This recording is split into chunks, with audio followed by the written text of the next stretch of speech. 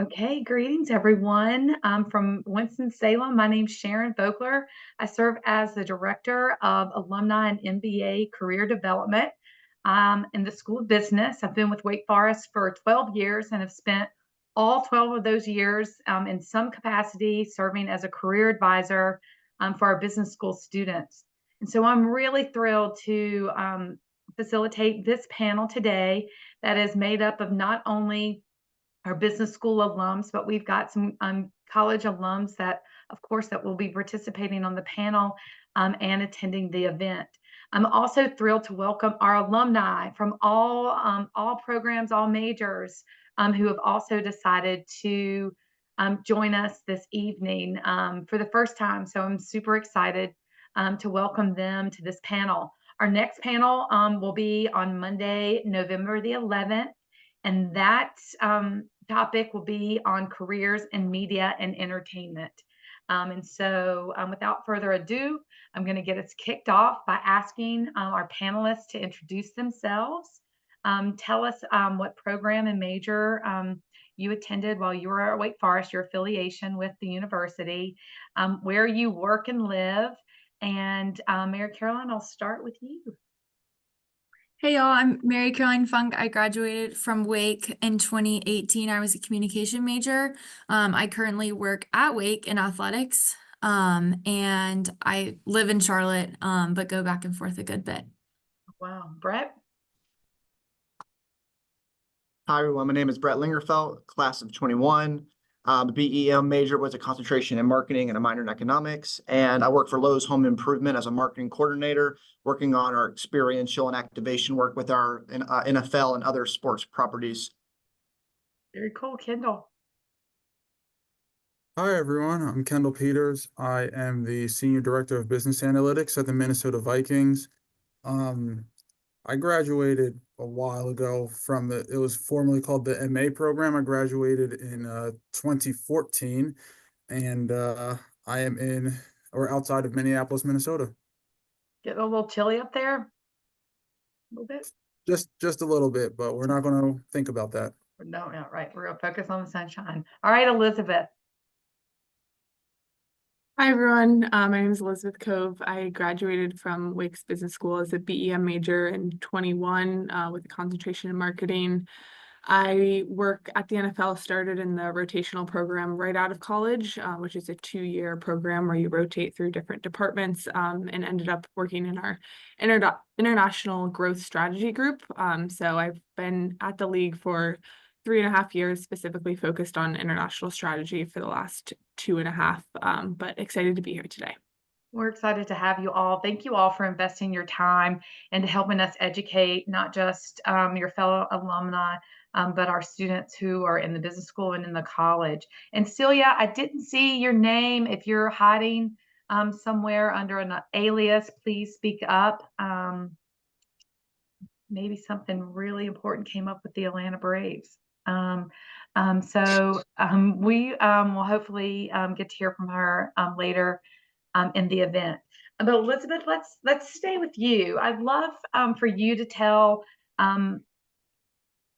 us about your journey to the NFL. Like when you first saw the opportunity to work or intern with the NFL, and how you actually got your position with the organization. Yes, definitely. So as a BEM major, you have to, as I'm sure many of you know, you have to have an internship your junior summer. I, as my sophomore summer, had a marketing internship, thought, unrelated to sports, was very excited about it.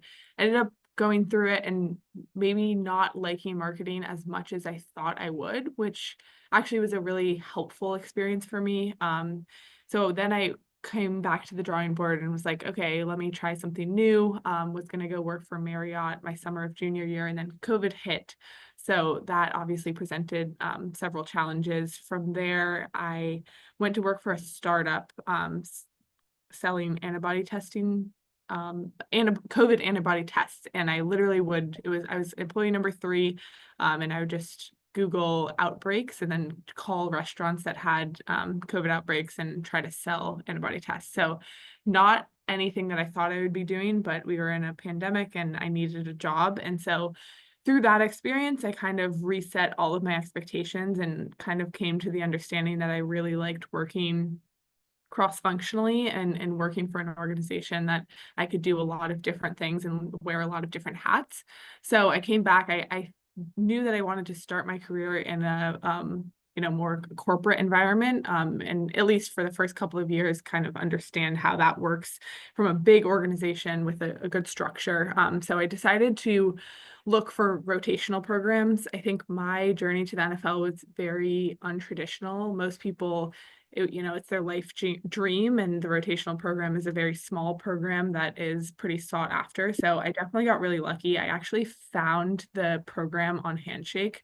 I applied to every single rotational program that I could find in sports and outside of sports. I had no previous sports experience. So my experience is very unique, and I don't think necessarily representative of what everyone else did. I think there were 8 people in my program when I entered, and almost every single one of them had either interned at the NFL, interned at the NBA, or, insanely networked to get here. I got my foot in the door, got really lucky. And then once I had my first interview, realized it was such a good opportunity that I was super interested in and just tried very, very, very hard and then started my networking.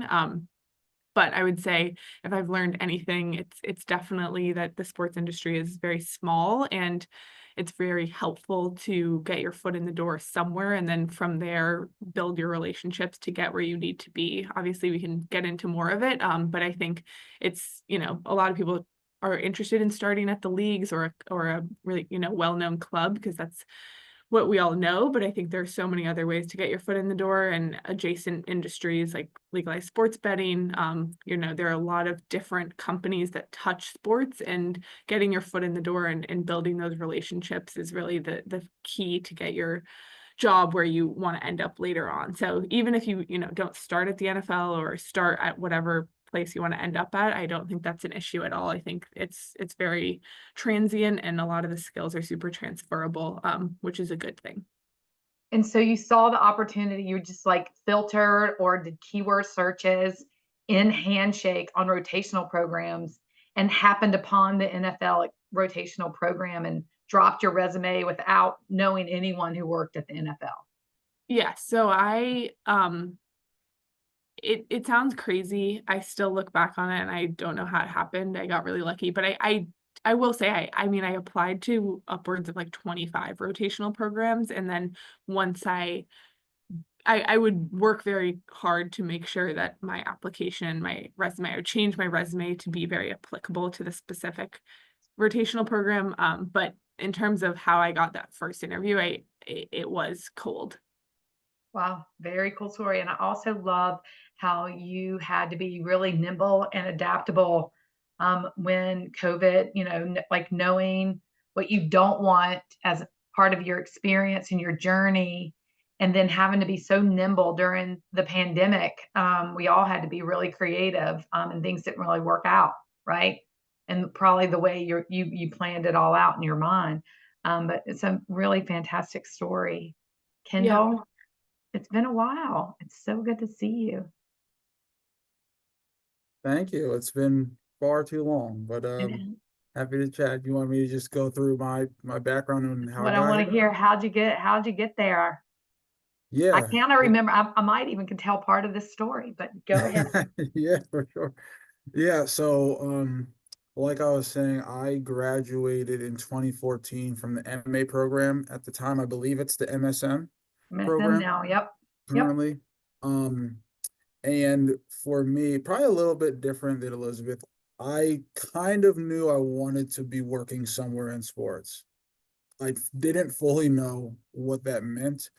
But it probably wasn't until, I don't know, like 3 or 4 months into the program that I actually realized I was half decent at analytics or spreadsheets or anything like that. I think it was in a market research class with Dr. Boone. I think He's he might retired. He just retired. retired, but yeah, Okay. a lot of Okay. these people had him, I'm sure. Okay. There you go. Great. And so then at the time I was just trying to put that together. Like, how can I marry sports and like spreadsheets and analytics? And um, a lot of applications, a lot of networking, volunteerism, all that stuff is what really helped me kind of fortify my mindset and get my foot in the door. But it certainly wasn't the easiest approach. I remember I applied on the day I graduated from the MA program at the time. I applied for an internship with the Orlando Magic. It was in their business strategy department, and worked out. I interviewed it. We had it must have been good interviews because they offered me the job and so on and so forth. And I was there for a season, and I talked to a lot of people and say it's not optimal to um, have 2 degrees and then start with an internship, but I kind of did the math financially, and I was like, I think I can afford to do this for just a little bit, like maybe a year and a half. Ultimately, that like resume wise gave me all the experience I needed. And from there, my manager at the time knew I was applying for a role at the Minnesota Vikings. So my manager at the time at the Magic knew the hiring manager for the Minnesota Vikings. So they talked, and I must have hit it off and gave a good recommendation, went through the interview process, and ended up here. That was about 2015. I started as an analyst for the Minnesota Vikings, and then have been fortunate to grow in responsibility since then, with building a data warehouse, opening a new stadium. We had the Super Bowl here for the 2017 season, and now I guess that was a 20 January or February of 2018. Um, so at a high level, that's what got me there, but definitely took a lot of persistence. I remember working with Sharon and some other career coaches and just saying, I really want to be patient with this, and I think I can afford to pull it off there. So that's what got it started, and I would probably recommend even further networking if I were to do it all over again. There's a lot of connections I didn't know were available that now looking back, I'm like, I probably could have got my foot in the door probably with a full-time role even sooner, but it has certainly been a long time, and I'm happy to talk about like all the stuff myself and my team Sure. do. We'll get to that. I really hear a little bit more about you mentioned that you volunteered, and like how did you find those opportunities to build that experience maybe where you really didn't have any before you even could And yeah, get I that mean, internship? just asking around, but I had a general clue of what I wanted to do, but I didn't know how to build that. And the last thing I wanted was to have a resume that's like, hey, I have this education, but I don't have any practical experience. So I was asking around. I was on campus in Winston-Salem, so I was asking around on campus within the athletic department, who needs help? What can I do? I was a practice player for the women's basketball team at the time. I was helping out the director of operations for the women's basketball team at the time. We did some analysis for the director of operations on the men's basketball team. I got set up with a mentor that was one of the assistant ADs. So just literally through asking and through a little bit of persistence, that really helped me add some of that practical experience while I was there, and then doing a little bit of the same thing in undergrad and so on and so forth. And remind me where you did your undergrad? It's called Immaculata University. It's a small school outside of Philadelphia. Out of Philadelphia. And then when you graduated, you said the day after graduation you started applying. Where did you find the opportunity? Just online somewhere, or was it on our system? Mm-hmm. Yeah, it was actually Teamwork Online. So if anyone is interested in sports, I think you definitely go to Teamwork. I think there's some new sources since then, but at the time that was like the biggest player. So I was looking there, I would say weekly on what was going on, and It's a found great database. It's really yeah. still a really great source for careers in sports, jobs in sports. Hi, Brett. Tell us how you got to Lowe's Home Improvement and their sports partnership. Absolutely. There's been a lot of stops along the way. When I was in college, it was all about getting into the business school, like when I first started at Wake. And then once I got to that is, okay, what's the next step? Okay, once graduation comes, where do I want to go? And as I was taking a lot of those introductory classes, marketing was something that I felt that I really enjoyed and something that I noticed that I had aptitude for and was more excited about than maybe some of my other classes, and started to narrow in on maybe that being a career path for me. And really just after having a lot of conversations with fellow Wake alums and hearing more about the marketing industry, I started to narrow in on like the sports side of it all being very exciting for me because it was such a big passion point for me growing up and still is to this day.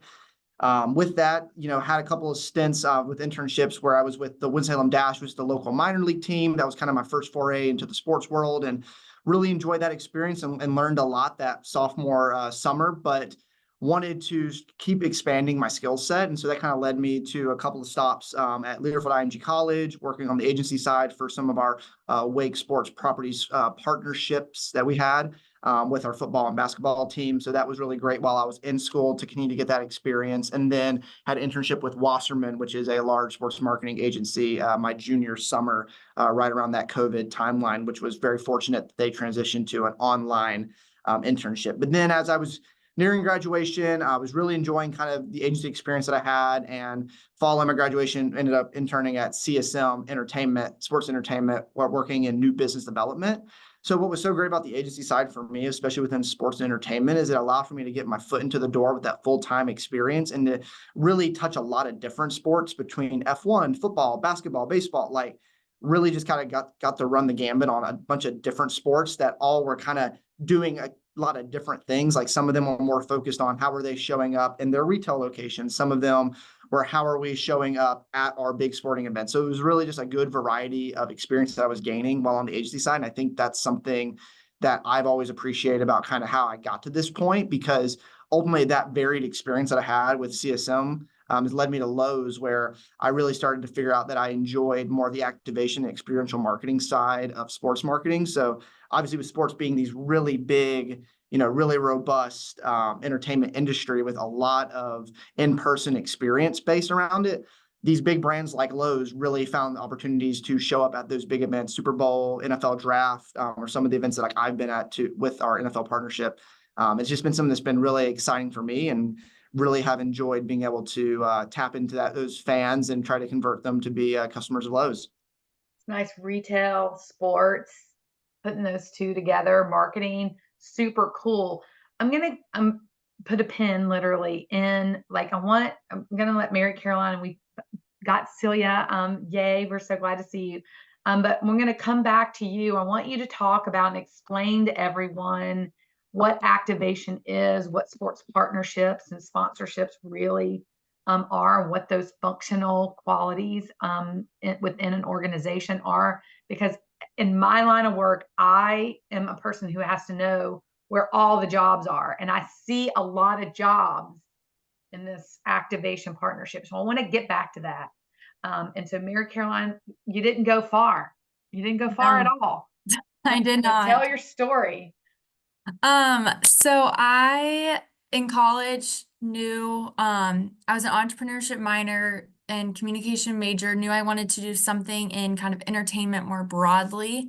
I grew up in Nashville, so was kind of initially thinking the country music side of things. And then did an internship at Wake while I was a student. And that really, I was like, well, I actually really do want to work in sports. This is what I want to do. And so really started networking, getting to know the people at Wake. Conveniently for people who do want to work in sports, there are so many people on campus that have pretty much every single person on our team except for me and like 3 other people came from other places, and so everyone has connections, and so they're a really great resource. And so yeah, I started getting to know people, and then towards the end of my senior year, got offered a job from our athletics director, John Curry. And so half of my role, I am his special project coordinator. So I'm sure a lot of you have heard about the grounds project, the redevelopment around Legacy Stadium. And I am working very closely with that, which while it's a kind of a commercial real estate project, it is adjacent to all of our stadiums. And so that comes with a lot of intentionality of how are you going to activate this during the season, but then also the off season. And then I do a lot with the board of trustees. I do some with our corporate sponsorships. And then I'm also our licensing administrator for the university. So I manage all of our trademarks and logos. So that's dealing with how are we growing our brand from revenue to just general access, brand protection. How are we making it where these companies are not infringing on our products? And then how do I serve our fans? How do I find more awesome, unique products that people want to buy and wear Wake Forest more often? And so that's kind of my two-part role. And yeah, I would definitely say there's a lot of people right around the corner from the business school that would love to talk to y'all and help you out and help you figure out exactly where you want to go in it. So back up for me for just a second and talk about that internship that you got on campus. How did you facilitate that or broker that deal, if you will? Yeah, I can't remember exactly. They posted it somewhere and I saw it, and I did it throughout the summer, and then I did it into the fall as well. And then I kind of started working on some special projects with John Curry, which then turned into my full-time job. But yeah, I think I was like looking online or something, and I know they promote them pretty widely, and so I applied for that, and then that honestly, that internship made me realize I did not want to go into the fan experience side of athletics, which I think Kendall said there are so many different areas, and it's really hard to figure out where exactly you want to fit in and where you want to start. And even when you think of the word marketing, like in sports, there's so many avenues, and really in every job, but especially sports, there's the side where you want to bring fans to games, you want to extend your brand digitally, the activation side of the sponsorships and things like that. And so I really just didn't know exactly where I wanted to fit in. And so that internship was really helpful just to kind of start understanding the college side of everything and give me a good understanding of where even I wanted to start. So I met Mary Caroline because I wanted to print a life-size Demon Deacon with a yes. face cut out so that people who came to our events could get their face, in and be the deacon for a photo opportunity. And she helped me make sure that the brand was intact and that what I ordered was going to represent Wake Forest and the very high standards that we all know and love about Wake Forest. All right, we're going to get back to you two. I've got some NIL questions for you. But Celia, welcome to the party. We know things happen, but I'm so glad to see you. Yes, thank you. Sorry I'm a little late, but happy to be here. Yes, we're so thrilled to have you. Tell everybody name, city, state, job, and how you're affiliated with Wake Forest. Sure. So, hi everyone. I'm Celia Jeffords. I graduated from the MS in Management program in 2017, so it feels like it's been a while now. But I actually started my career in Charlotte at Vanguard. So I started more in the financial services industry and business, but realized pretty quickly that that was not for me. So I really enjoyed working at Vanguard. It was a great company and a great start to my career. And so I wanted to stay there, but didn't necessarily want to stay in financial services. So started doing some networking and found my way over to the sort of corporate finance FP&A side of the business. And I really enjoyed that. But eventually I actually moved down here to Atlanta during COVID. And at the time we were all obviously working from home, and stayed in that same role with Vanguard, but eventually they were going back to the office. And so I started looking for jobs in Atlanta. And I have always loved sports, always been interested in sports, but never thought that that could be really a career path. I know that was something that I looked at coming out of the MSM program, but obviously didn't work out.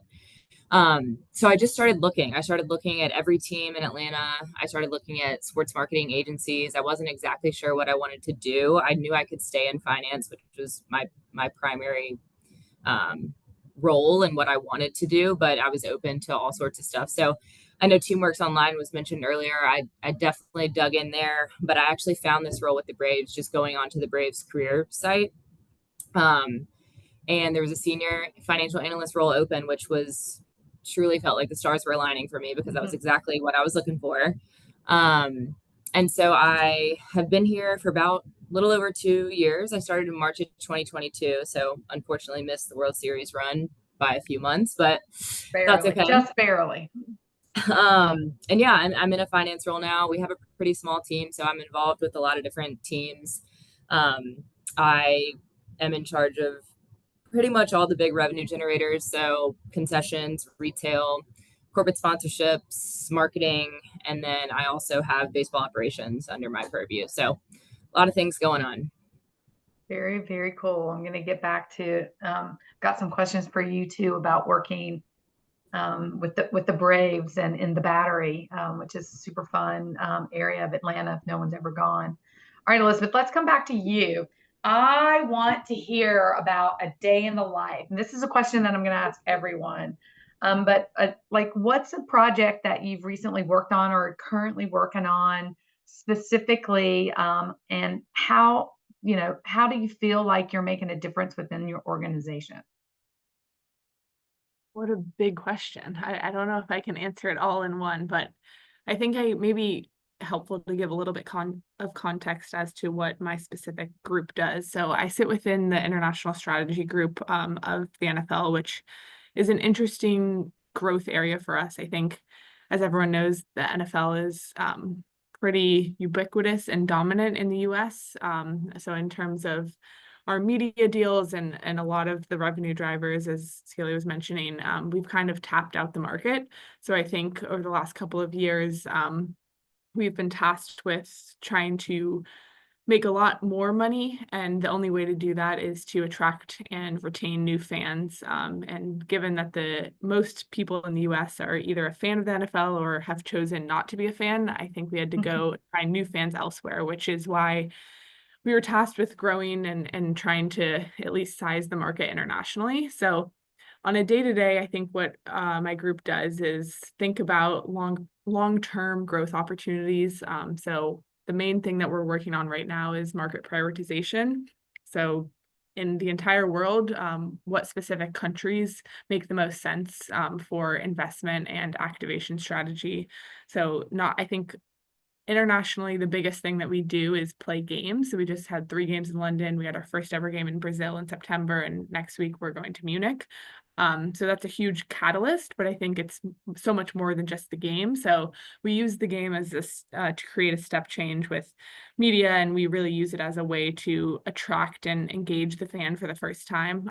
But thinking about what I do every single day, it's a lot of modeling, thinking about larger term GDP and trends, and thinking about what kind of opportunities exist within those countries for the NFL. So there's so many different verticals and things that go into what makes someone a fan, but a lot of that has to do with the lion's share of most media properties or sports properties, which is the media, and creating fans to then demonstrate to the media broadcasters in those countries that it's worth it to broadcast the game. So they get all the money from the advertisers and things of that nature. So my job is most similar to probably like a corporate strategy or consulting job, but it also comes with, the very interesting and real life tangible work. So we get to bring to fruition a lot of the ideas. So we can, say we should go 2 years ago, we said we wanted to go and have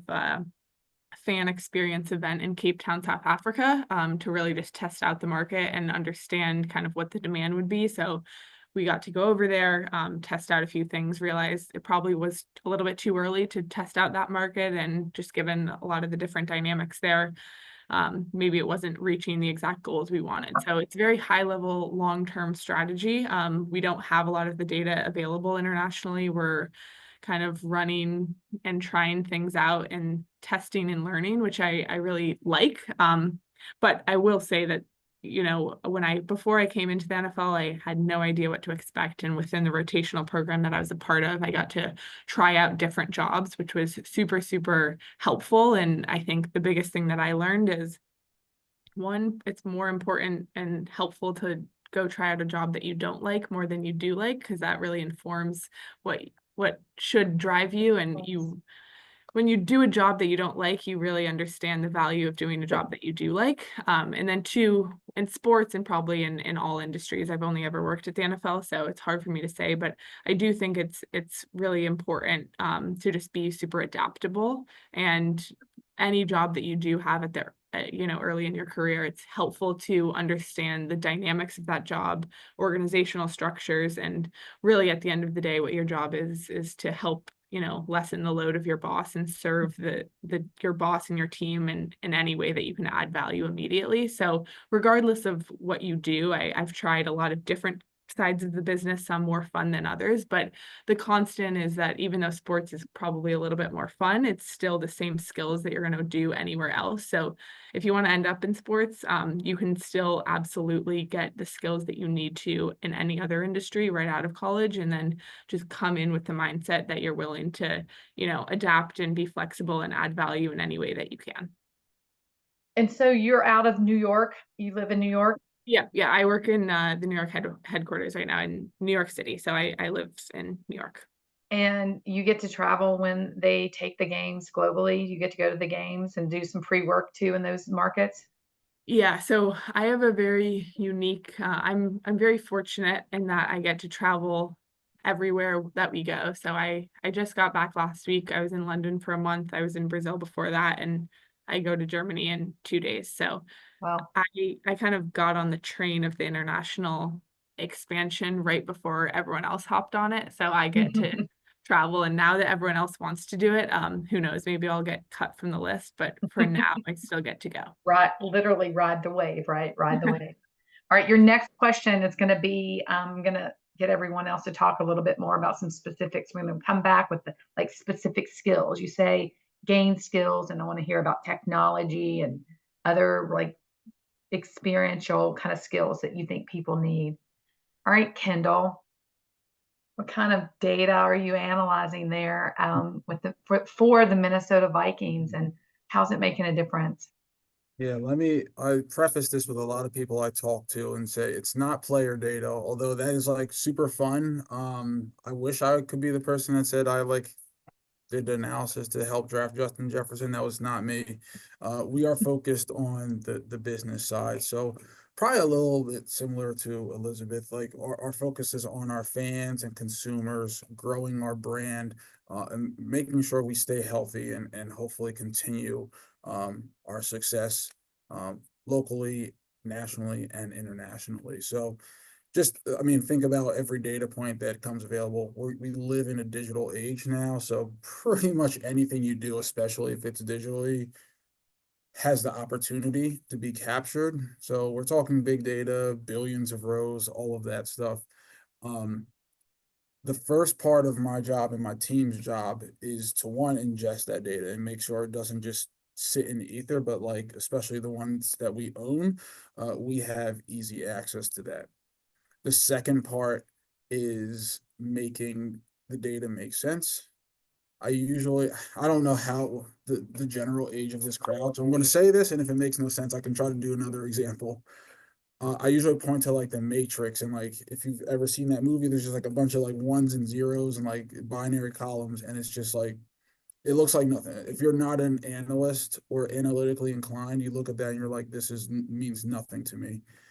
My job and my team's job are to take that and make it make sense. Turn that into, you can visualize it, turn the bar charts, graphs, whatever you want to do, but it should ultimately turn into information that people can make decisions off or be more efficient, make money, save money, et cetera, et cetera. So we spend a lot of time making sure that can happen for all the different aspects of the Minnesota Vikings. And then the last thing I'd probably say, I know later we'll get into the skill set, but I find myself in a fair amount of meetings and doing a lot of communicating, convincing, Influence. Yeah. Things like that, influencing other leaders, right? Because everyone comes with their own set of pre-thoughts, or if I've been doing this for 20 years, why does my way have to change? So a lot of influence work. I usually talk about inception to be if it's your idea, you're more likely to do it than if Kendall or team say it. So we have the data to like logically say this is the right path to go, or to do predictive modeling to say if we do X, this is what we should expect. But you still need other players to make sure that happens. Largely, that is what we do. Now we can point that in different directions. So I was fortunate enough to be in. We had one of the London games that Elizabeth mentioned, so we were over there that week leading up to the October 6th game. And like I've never been across the pond, but to see how fans reacted and what we did was just really good first party like observational data for me to then match back and see, okay, are we able to collect information? How do people feel? What is the sentiment? What is the awareness? Like, does this investment that we and our ownership group are making continue to make sense for our long-term organizational strategy? Like examples for days here too, but like our season ticket members, which is one of our biggest sources of revenue that supports us year over year. We need to make sure that they stay happy and that they continue to renew. So we can continue to put out the quality product on the field and continue to pay for our stadium and the maintenance and things like that. So with our season ticket members, we've done a lot of surveying and observational data to notice that while they aren't threatening to leave just yet, they do feel like they are paying way more money than they should for their tickets. So how do we battle back against that in stadium? We're thinking about discounting and things like that, doing, A/B testing on what impacts your experience year over year, so that when the invoice for renewal comes, you are less Gladly pay likely it. to call and yell at us. Yeah. And then lastly, one of the biggest things too, as I mentioned, was our stadium. It was built in 2016. It's one of the newer ones in the league. We get great experience scores and all of that, and we want to maintain that as well. If we fast forward 10 years and that were to change, a lot of the time and effort spent on whatever initiatives we're doing here is going to change greatly, and that's not something that we want to happen. So finding the data to understand what will continue to have people continue to attend, buy tickets, sell the tickets, forward them to family and friends, and I guess we could just chalk it up to demand. Largely keep us at the same pace on the demand curve. Wow. That means we're doing our jobs right. Wow. It's a lot that goes into it. A lot. All right, Brett, explain to everybody what activation means from a corporate, retail, marketing perspective. Absolutely. So when we talk about activation, that's a term that when I was first starting out, I had no clue what that meant, but I heard a lot about sports activation. So you hear a lot of these people on this panel, especially have that strategy background. That's obviously a very large component of the sports marketing world, but eventually once that strategy gets set into place, it's really who are those people that are going to be the boots on the ground, who are going to be the ones that are at these sporting events that are engaging with the customers on a one-on-one basis and helping to talk about, for instance, in my world, it would be Lowe's Home Improvement, and talking about our products, our services, and our retail capabilities to customers to help convert them, maybe their Home Depot customer, and turning them into a Lowe's customer. And we're using that through the passion points of sports, which for our case is football and soccer. So, and like my normal day-to-day, it's a lot of event planning is really what I do. So I work very cross-functionally with our creative teams, with our brand marketing campaign level teams. And like I said, trying to get that strategy of saying, okay, the big initiative for us right now is doing loyalty signups. Lowe's has just launched a new customer loyalty program and saying, okay, Brett, and this is something that my team kind of comes up with, is we have the ability to showcase and talk about Lowe's at these large sporting events. So for example, Super Bowl is one that's really big for us in the next couple of months leading into February. How can we take Lowe's and our loyalty program and try to convert people in market that are there for the Super Bowl to become those loyal Lowe's customers? So when I talk about activation experiential, that's really what that is, right? So it's coming up with, when you guys get to a sporting event and you see brands set up outside the stadium or in the tailgate areas or in the concourse, like, and you see those brands activating, which is, bringing that partnership forward and making it real and tangible for potential customers and for existing loyal customers. What's the most fun event that you've been able to be a part of? For me, I would definitely say the NFL draft was something that I was really excited about. Just being able to have all 32 teams there in Detroit this past year, where they broke all kinds of records in terms of attendance. It was just super great to kind of see that whole community in Detroit rally around the NFL draft being there, and then Lowe's going around doing community projects, engaging with local nonprofits, and helping to reinvigorate some of their communal spaces, as well as working with NFL draft prospect Drake May on that particular community project, and also going around helping out local pro customers was something that was really exciting for me to be able to be there and be just a part of that excitement that the NFL and the draft particularly brings, I think, by just uniting all those communities, which was something that was super exciting for me this past April. So activate means you want to activate a customer. You want to get somebody to actively do something because of your presence at a venue, at an event, at a game of some sort. Wow, very cool. All right, Mary Caroline, the time always goes so fast for me. I always think, how am I going to fill an hour? And I'm always like, oh my gosh, we only have 20 minutes left. Talk us about your, NIL is so interesting. Most people I would imagine on this call are fans of sport, right? We're sports fans. We're Wake Forest fans. The NIL has changed college sports so dramatically. From your seat, what does that mean? How can people get smarter about it so that they can help colleges and other players, navigate this very volatile space? Yeah, I mean, it really has changed. And I sit in an interesting spot because I work so closely with John Curry. So I see it from kind of the big picture. How is Wake Forest going to change and grow with this new environment that college athletics is, and how the House settlement is really going to affect Wake and every other school here in the next couple months. But from an NIL perspective and personally, I handle everything that is co-branded. So when it comes to Wake Forest and a student athlete, anything with their names on it, whether it's a jersey or their jerseys or a bunch of t-shirt companies that have popped up in the last couple years. Student athletes, some of them are really passionate about making their own line of products that people can buy. And so I work with the student athletes and the companies to figure out how we can include that Wake Forest logo on it. And quite frankly, there's so much value in the Wake Forest brand, and there's so much value in the student athletes brand. And so combining those brings a lot of value to the consumer. Part of that also, I've worked on, I don't know if any of you play video games, but the EA Sports college football game that was launched a few months ago. I was and still am working very closely with their team to ensure everything looks right from a Wake Forest standpoint, but then also all of our players' name, image, and likeness is in that game, or some of them. And so how is Wake Forest projected into that game, and how are we growing our brand through that game? And so that's kind of another side of NIL. But it certainly is, there's so much value in attaching your brand with a big player. And so we've seen that all kinds of things. We've seen that with our corporate sponsors. We've seen that, like I said, in the video game and other sponsorship deals. And so it is just growing and growing more and more each day. So I spend a lot of time on the NIL side of things.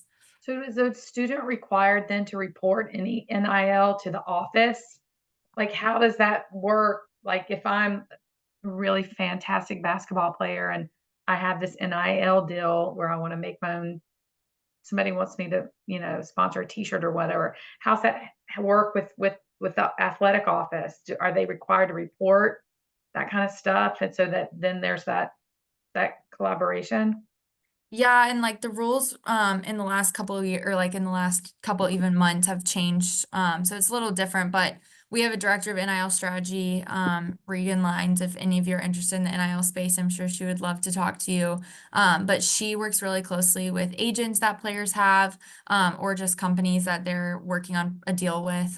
Anything that's co-branded will go through me a lot of the time. And so that company has to have the rights to the Wake Forest marks. And then they also have to work with the player to understand and work out a deal to have their NIL as well. And then I also work with the Brandar group where our student athletes sign a group licensing agreement. And so they sign up through Brandar, and then Brandar works directly with me on the co-branded opportunities. And so instead of each athlete having to sign up for every single t-shirt website for those co-branded opportunities, I coordinate it so that it's all kind of done in one system. And so that's how those Nike replica jerseys in the stadium and a few other companies are run through.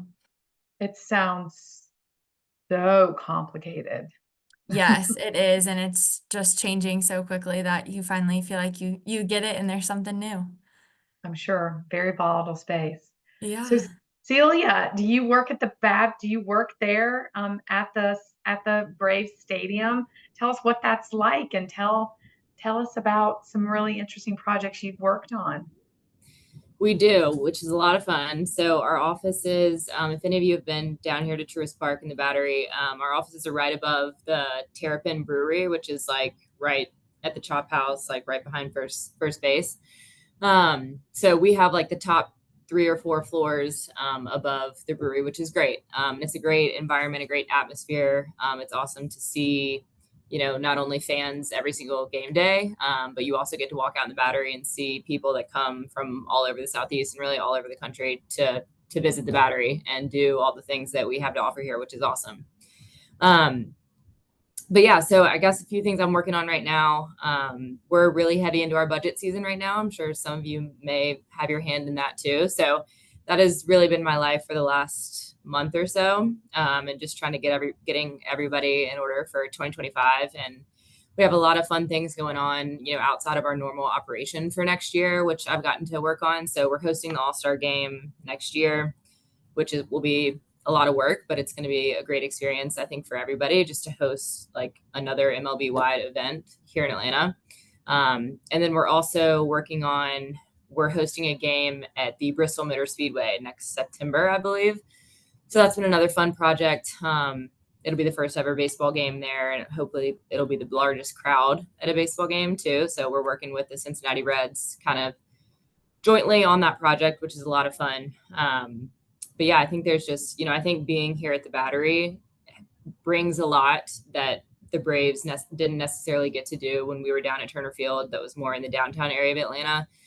There's a lot more going on here in Cobb County, and I think it's just become a much more desirable destination for a lot of people. And, we're able to host a lot more events, which is awesome. It really truly is an experience. My husband and I came to a game and stayed at the Battery for 2 days. And we just were dumbfounded why it took us so long to get down there. It was just such a great neighborhood, and it was easy to get into and out of. And so my hat's off. I'm a fan of all the things: college sports, NFL, baseball, I shop at Lowe's Home Improvement. So all this is so serendipitous for me to hear.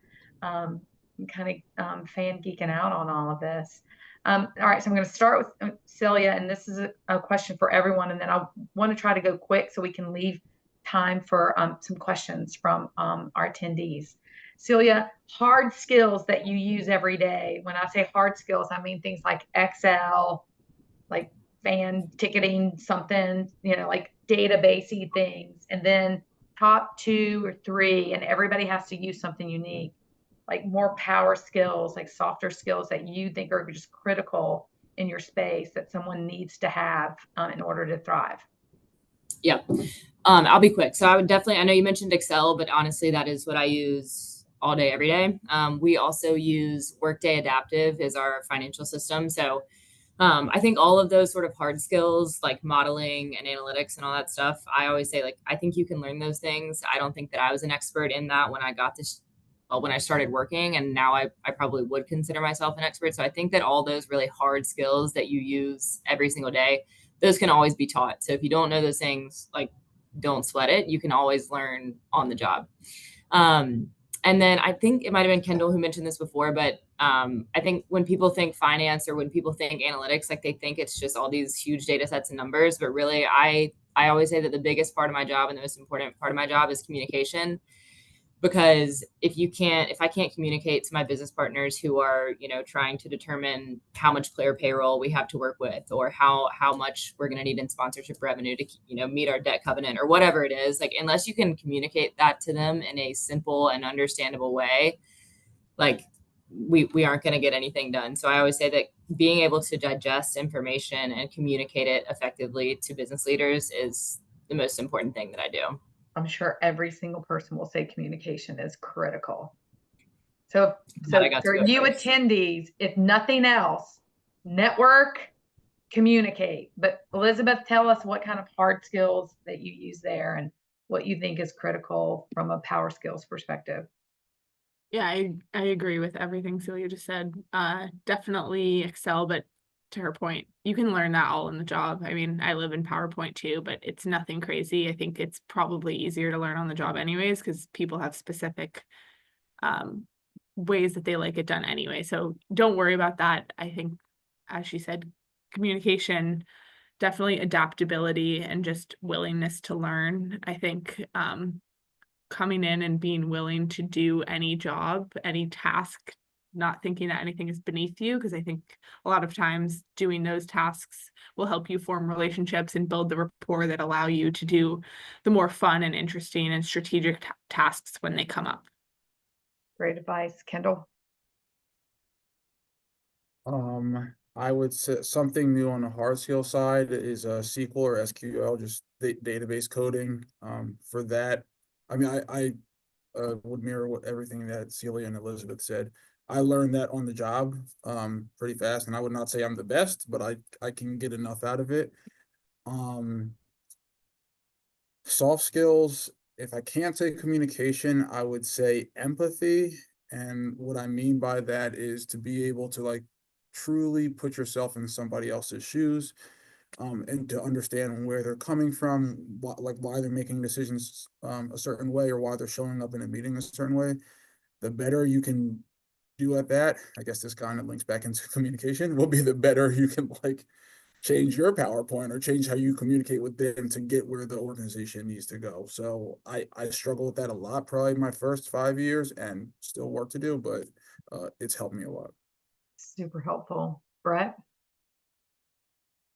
So for activations, a lot of event planning. So it's really big to be able to communicate and to be able to effectively say what your ideas are and kind of getting everyone on the same page, because on my side, I'm interacting with the partnerships. So that could be the NFL, or it could be the teams like the Cowboys, Panthers, any of these people. It's working with internal stakeholders. And I would say like PowerPoint presentation skills, like being able to distill really complex event planning into really like, here's the key objectives that we have. Right, like that's the easiest way to get everyone kind of bought in and get everyone aligned on what the plan is, especially when you just have so many things in motion. So being able to work cross-functionally and being able to develop ideas in a succinct way that everyone can kind of understand and get on board is kind of the key attributes of this role. Very important. Mary Caroline? I also live in PowerPoint a lot of the time, but I would also add Photoshop into that hard skills. And you don't have to be able to create something completely new, but being able to just do the basics of really the whole Adobe suite is really helpful, because if you are trying to make, brief edits or something like that, it's so much quicker just to do it yourself rather than have to send it back to the graphic designer and they're busy and send it back to you. On the soft skills side, I would say storytelling. I have to tell the story of our Wake Forest brand often to retailers and brands who are interested or might not be interested, but trying to make them interested in our brand. And then also from a communication standpoint, just learning how to effectively explain the licensing and really just my role in a very simple manner. A lot of people don't realize the nuance that goes into that. And so explaining those revenue streams and how it all connects is something that I've learned, just to how to simplify and effectively communicate that to my bosses. Wow. Wow, wow, wow. All right. We have a few minutes. And so if anyone has a question for any of the panelists, please come off mute, or you can drop it in the chat and I'll read it with my raspy voice. Hi, I have a question. Hi, Jane. Is it Jamie? Yeah, I'm Jamie. I'm in the MSM program. I'm also a student athlete at Wake. I'm on the volleyball team. But my specific question is, are there any particular interview tips that you have that maybe made you stand out amongst other interviewees? I'm in the process right now, and I don't have an internship background. I haven't done any internships because I've been in college athletics. So anything that would help me stand out. I would say the D1 ticker, if you're wanting to work in college athletics, is really, really helpful. It sends you an email twice a day giving you the rundown of what's happening in college athletics and just being able to stay relevant and talk to what's happening truly like at the moment. It definitely makes a difference where you're clearly interested, you're clearly aware of what's going on, and can speak to it. And to be honest, I don't read it every day. A lot of the time I end up just deleting the email, but a couple times a week is really helpful just to be aware. Great advice. Lauren, what's your question?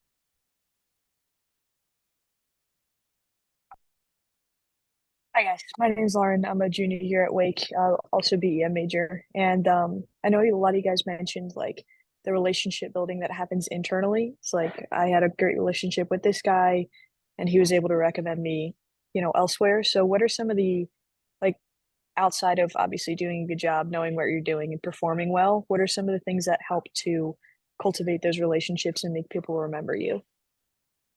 Kendall, you want to take that one? Yeah, I mean, you already mentioned it. So doing a good job is really key to establish and build trust. But I think to really be thoughtful about what is going on with others, right? Like I've done a couple trainings and stuff, and like when you just talk to people, they're going to give you keys if they have kids, partners, whatever else is going on in their life. As you network a lot, that's a lot to commit to memory. So like jot it down in your phone and know like when you're communicating to those people to have that to bring it back. Oh yeah, I heard your wife. I remember your wife was going through whatever. How is she doing now or something like that. Those little things, one will help it commit to your memory, but two are going to establish trust at like an exponentially greater rate than if you naturally took a year to figure some of that stuff out. So paying attention to that small stuff and being really specific with it, I think it helps you go far really fast in relationships. And you can always tap into that relationship equity for favors or whatever you need later. Love relationship Thank you. equity. Wow. Wow. Hopefully I'm building some of that right now. Adrian, what's your question? Actually, I had more of a comment. I'm a '06 graduate of what used to be called Babcock. So I'm definitely an old head, MBA program. And I was in the sports industry before I got my MBA. And to those who are interested, make sure you check out the peripheral industries that go along with it. I was actually in manufacturing. I actually created golf shoes. So that's one of the things you can look at as far as retail goes and product. And I've kind of made my way a little bit back to the sports industry. I'm in Winston-Salem, and part of one of my jobs is a sports photographer. So, so it's kind of, don't be enamored with the glamorous positions, with the NFL, because those, I mean, yes, that's very competitive, but you can get your foot in the door and get experience with some of the smaller entities. I mean, around here, for obviously a lot of you are at Wake, but you have Division I, Division II, Division III, NAIA schools. So you have those as opportunities. If you can't, have a harder time getting into Wake, you might have a easier time getting into smaller schools, building your skill set, and then being able to provide value elsewhere. You're right. You got to look at some of the less sexy things to get that experience and to get your foot in the door. So thank you for that. Last question goes to Hamilton, and then we're going to wrap up. Thank you. Hopefully my background's not too loud, but thank you guys for coming in. I had a question for the MBA and MSM alums. What skills did you pick up that helped you the most in your jobs? especially if you have a humanities undergrad background? Celia. I can take that one. So I was actually a media studies and art history major when I came to the MSN program. So in no world did I ever think that I would be working in finance. So I mean, truly the actual things that I learned in class in the MSN program were so helpful to me. But I think just above and beyond that, really, I mean, meeting with Sharon weekly, monthly, however much we met, trying to figure out like what I wanted to do, because I really had no idea. And I think it's so valuable. I think somebody mentioned this, like it's really valuable to get into jobs that you don't like, because you learn pretty quickly what you do like just by process of elimination. So I know that doesn't sound like it's a great a great thing to start with. Like, I don't want to get into a career that I don't like, but it really is so helpful. And I just think tapping into all the resources that program provides. Wake has such a wide network. So just, use it. And that's what Sharon's for. And she's great at that. So Part of my job is to put alumni and students in the right places and spaces. So thanks for that testimonial there, Silly. I really appreciate it. But again, we're just past time. We could probably go on for another hour, but I want to respect everyone's time and send my deepest gratitude to each of you for committing and investing an hour of your life to help fellow alums and help other students learn about your careers in sports. And for those of you who are attending the panel, each one of these fantastic alums have raised their hand and they have said, I want to help. Okay. And that's huge. But it is up to you as the individual who needs the help to reach out to them. You can find them on LinkedIn. They all responded to my LinkedIn request to be on this panel. So they're checking their LinkedIn. Reach out to them and find a convenient way to continue to learn from them and to continue to network with them so that they can help even in the smallest way this process a little bit easier for you. And so again, thank you so much from the alumni engagement team. We appreciate your time. And for everyone who's on the call, if you registered through our alumni events database, or if you're a student and you registered through Handshake, we'll follow this up with a link to the recording. So that's all we have. Hope everybody has a really great evening. I think the Vikings, so go Vikings, they're playing currently, and go Deeks. And then in the spring, we'll root for the Braves, and go buy something from Lowe's and check out where are you going next, Elizabeth? Back to Munich? Munich, yes, next week. Who plays there? Not a very good game, but the Panthers versus the Giants. Panthers and the Giants are going to have a great time in Munich. It's Oktoberfest. It's going to be fun. Bye, guys. Thanks, guys. Thanks all. Thank you. Thank you.